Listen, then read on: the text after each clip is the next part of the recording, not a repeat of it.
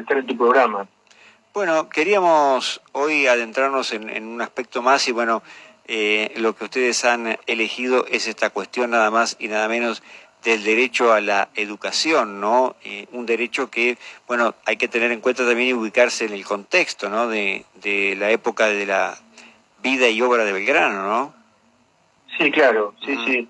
En realidad vamos a seguir hablando sobre la obra de Belgrano en el Real Consulado, ¿no? Claro, porque habíamos dicho que es en este puesto de secretario perpetuo del Real Consulado donde él encuentra la posibilidad de desplegar todo su intelecto, ¿no? En lo referente al campo económico-político. Y la educación de sus paisanos, como él decía, iba a ser uno de sus desvelos, ¿cierto?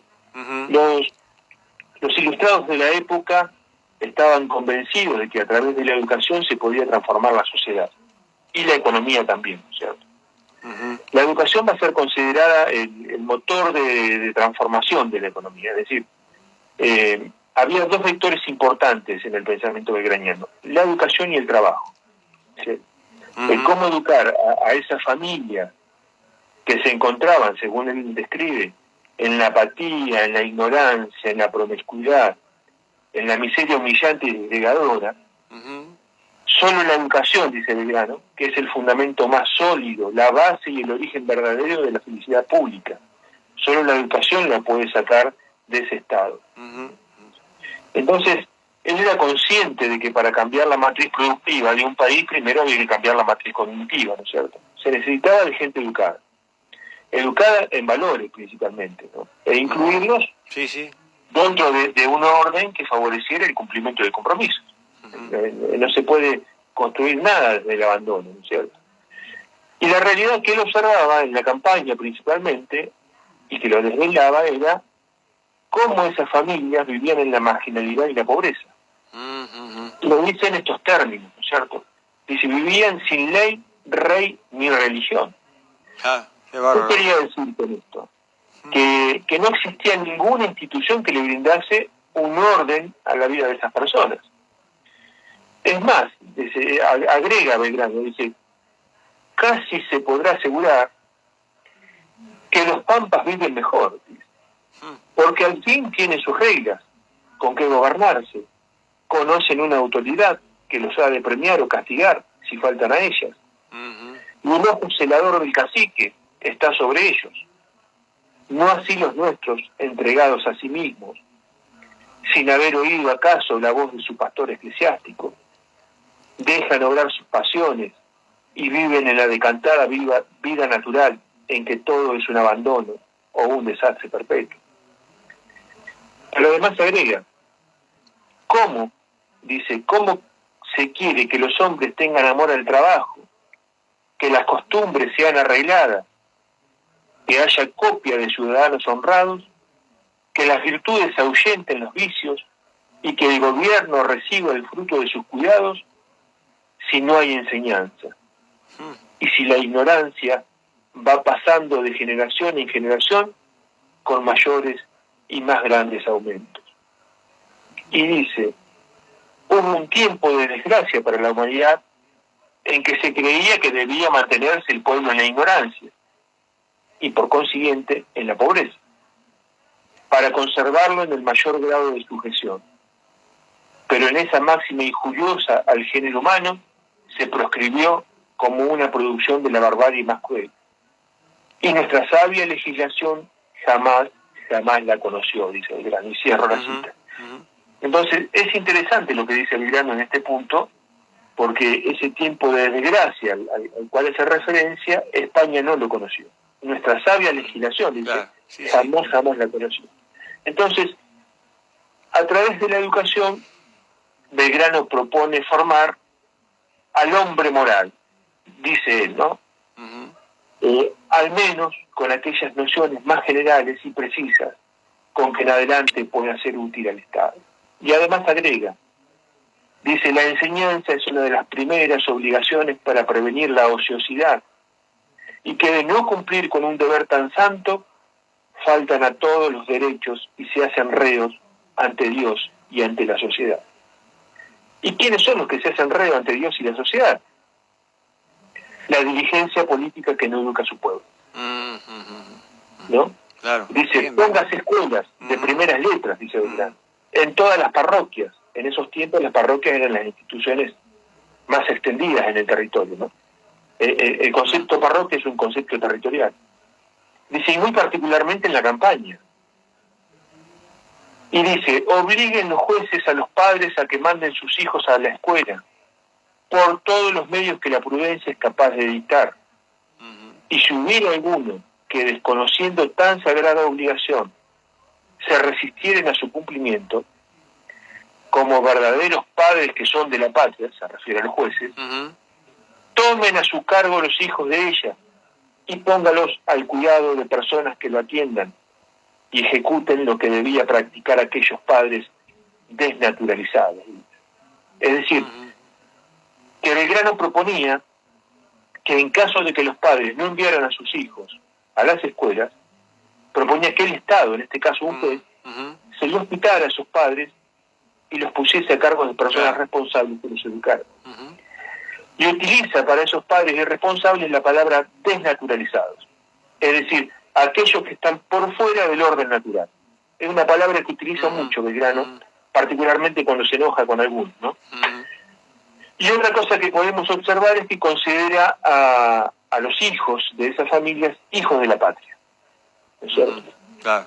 Entonces, es para considerar esto, porque hoy tenemos legisladores que dicen que si los padres no quieren mandar a sus hijos a la escuela, esa es la verdadera libertad, ¿no? Están ejerciendo su derecho a la libertad.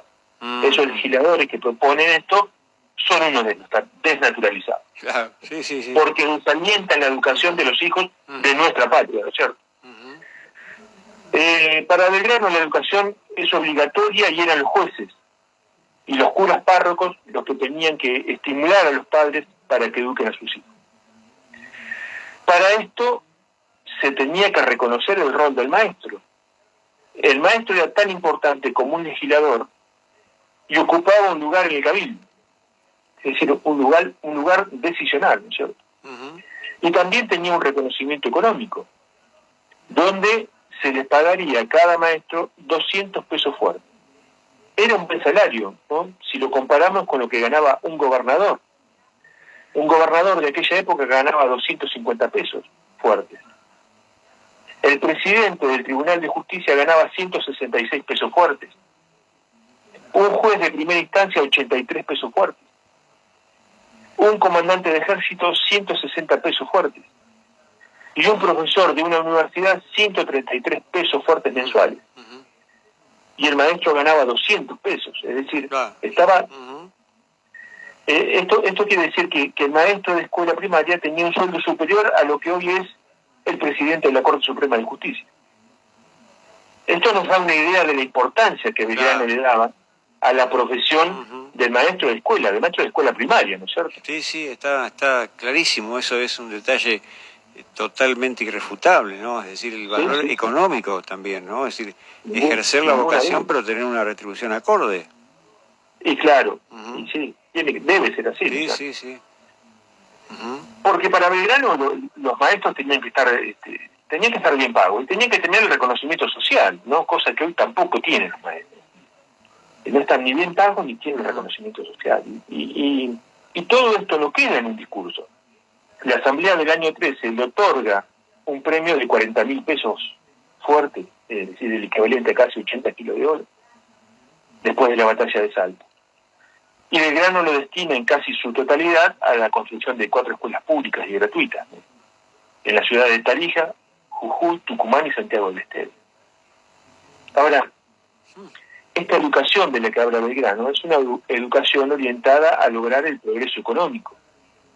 Por eso que propone orientar la educación hacia el conocimiento técnico-científico. Porque, como decíamos anteriormente, para cambiar la matriz productiva de un país, primero hay que cambiar la matriz cognitiva. Y es ahí donde propone crear las escuelas de comercio, de náutica, la Academia de Geometría y Dibujo, las escuelas de agricultura, escuelas de hilanza, de lana y algodón, escuelas para niñas. Dice, se deben poner escuelas gratuitas para las niñas, donde se les enseñará la doctrina cristiana, a leer, a escribir, coser y bordar, y principalmente inspirarles amor al trabajo, para separarlas de la ociosidad, tan perjudicial o más en las mujeres que en los hombres. Hay que entender esto en el contexto de la época, ¿no es cierto? Sí, claro. Belgrano observaba y dice: esos miserables ranchos donde se ven multitud de criaturas que llegan a la edad de la pubertad, sin haberse ejercitado en otra cosa que la ociosidad, deben ser atendidos hasta el último punto. Uno de los principales medios que se deben adoptar a este fin son las escuelas gratuitas, a donde puedan los infelices mandar sus hijos, sin tener que pagar cosa alguna por su instrucción. Allí se les podrán dictar buenas máximas e inspirarles amor al trabajo, pues en un pueblo donde reine la ociosidad, decae el comercio y toma su lugar la miseria. Porque, dice, un pueblo culto nunca puede ser esclavizado. Y además agrega: sin educación, en balde descansarse, nunca seremos más que lo que desgraciadamente somos. Bueno, Mario, estos ejemplos nos muestran cuán lejos estamos nosotros como sociedad de estas personas que hicieron nuestra parte, ¿no es cierto? Conocer esto nos obliga a replantearnos nuestros procederes, ¿no es cierto? Claro, y aparte cómo cobra vigencia, ¿no? Esa semblanza que va haciendo de esos hogares, de esas casas donde había muchos chicos, ¿no? Y no tenían educación. Uno eso lo ve también hoy, lo advierte, lo nota en algunos lugares, lamentablemente, ¿no? Que los padres, están también con distintos problemas, con adicciones y demás, y los chicos van creciendo a la deriva, van metiéndose en la delincuencia, es decir, es todo un reflejo, ¿no? Una panorámica pero muy vigente, quizá más allá de lo que uno cree incluso, ¿no? Realmente, y han pasado 200 años y todavía estamos hablando de lo mismo, ¿no es cierto? Exactamente. Esa es la importancia de conocer el pensamiento de Belgrano, ¿no? Tanto se habla de Belgrano, bueno, estas cosas también hay que hablar. Y la educación como eje primordial para el varón y para la mujer, ¿no? También adelantándose a lo que era la época, ¿no, profe? Que era bastante cerrada, ¿no? Bastante machista, diríamos hoy. Sí, claro, la mujer integrada a través del trabajo. Claro. Porque lo que está apuntando Belgrano en este proyecto político que tiene y económico es crear fuentes de trabajo. Y cómo esa gente se integra al trabajo, por eso hay que enseñarles a trabajar. No hay que estar a través de la educación. Y la mujer se va a integrar a esta sociedad teniendo su propio trabajo, no dependiendo del hombre, ¿no es cierto? Claro, es una forma de independizar. Sí. Y después ese otro gesto magnífico, ¿no? De recibir 40.000 pesos y destinarlo a crear escuelas, ¿no? 4, decías vos, qué bárbaro, qué tremendo ejemplo también para determinados dirigentes de hoy, ¿no? Sí, bueno, ese es el desprendimiento absoluto que es difícil de entender y de comprender, ¿no? Claro, qué bárbaro. Hoy no lo podemos comprender como una persona puede donar semejante cantidad de dinero para construir 4 escuelas. Sí.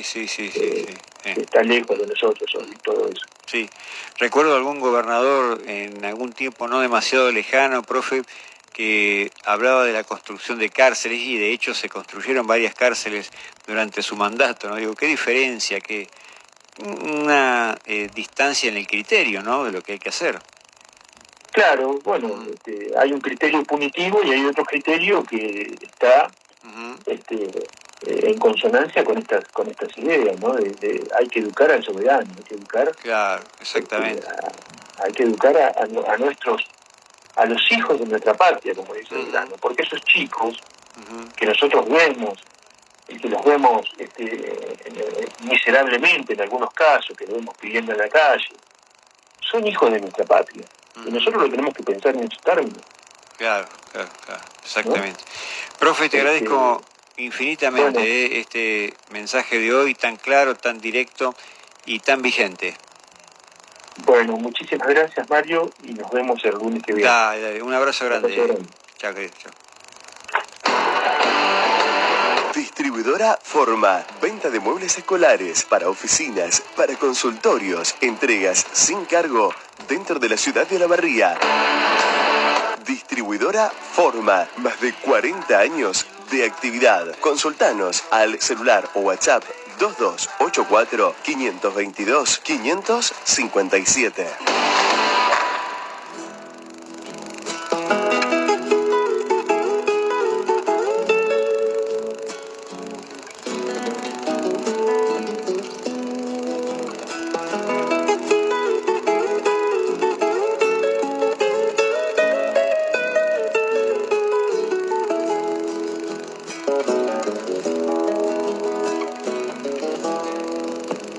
Despertaba el alba cuando de las casas sale una figura en marcial corcel.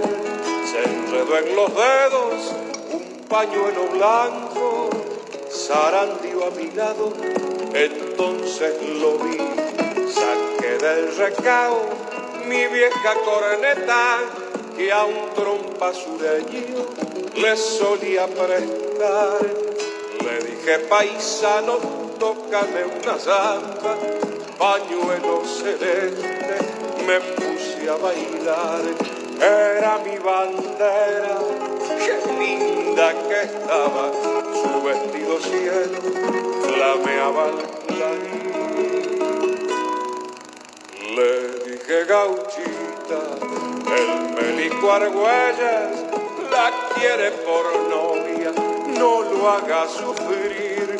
Entonces del cielo bajó en esta zamba un ángel patricio que murió por ti.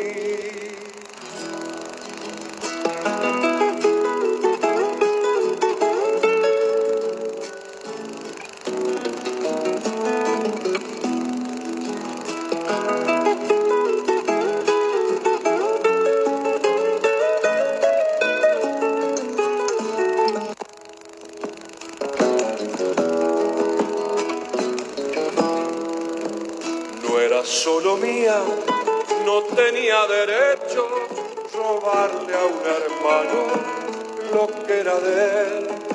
La novia de junio, dorado su pecho, de aquel sol del 20 que la vio nacer. El Melico Argüelles del 8 de línea se mató de celos un amanecer. Cuando en la retreta del fuerte argentino se izaba una novia que era solo de él. Era mi bandera, qué linda que estaba, su vestido cielo flameaba el clarín. Le dije, gauchita, el Melico Argüelles la quiere por novia, no lo haga sufrir. Entonces del cielo bajó en esta zamba un ángel patricio que murió por ti.